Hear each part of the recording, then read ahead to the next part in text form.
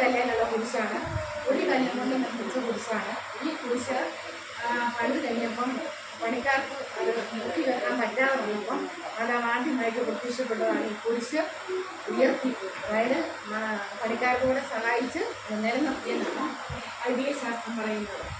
അത് കഴിഞ്ഞ് മാതാവ് അത്ഭുതമുള്ള പിള്ളേരെ ഇങ്ങനെ കാണുന്നതിനും പോലെയുള്ള സ്ഥലമായിരുന്നു നേരത്തെ, ഇങ്ങനെ കുഞ്ഞും കുഴികളൊക്കെ ആയിട്ട്. അപ്പം പിള്ളേരിങ്ങനെ ആടിനെ മേടിച്ച് നടന്ന് ഇങ്ങനെ വലഞ്ഞു വന്നപ്പം ദാഹിച്ചപ്പം അവിടെ വിശന്നു ആ കല്ലപ്പം ആക്കി വെള്ളം ഇന്ന ഉറവയുണ്ട്. ഇതിൻ്റെ പിന്നെ അവിടെ അപ്പുറത്തായിട്ട് മാതാവിൻ്റെ ഒരു രൂപം അവിടെ നിൽക്കുന്നത്. അതിൻ്റെ തൊട്ട് താഴെയാണ് ഈ ഉറവ, ഇന്നും പറ്റാത്ത ഉറവ. മാതാവ് പ്രത്യക്ഷപ്പെട്ട് അവിടെ കൈ ചൂണ്ടി കാണിച്ച് അവിടെ കുടിച്ച് ഇന്നും ആ ഉറവൊന്നും പറ്റാതെ ഇരിക്കുന്നു.